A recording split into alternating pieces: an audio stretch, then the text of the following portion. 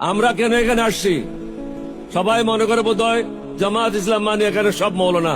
মঞ্চে দেখেন শুধু একজন মৌলানার নাম বলছে, আব্দুল হালিম সাহেব। বাকি সব barrister, engineer, doctor. Shafiqur Rahman সাহেব নিজে ডাক্তার।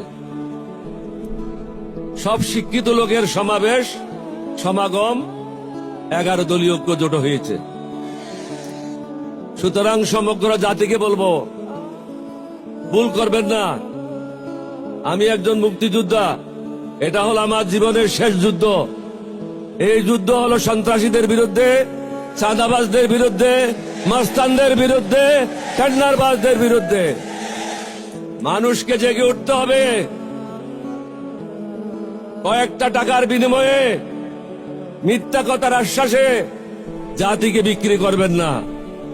বিগত 25 বছর মোদির গোলামি করেছে তারা।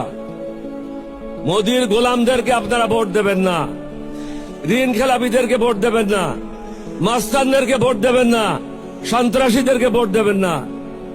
ভালো মানুষ যারা আছে তাদেরকে ভোট দেবেন, তাহলে সমাজটা ভালো হবে। আপনি একটা হারামিকে ভোট দেবেন আর বলবেন যে সমাজ ভালো করেন। সমাজ কিভাবে ভালো হবে? সমাজ ভালো করার জন্য ভালো লোকদেরকে ভোট দিতে হবে।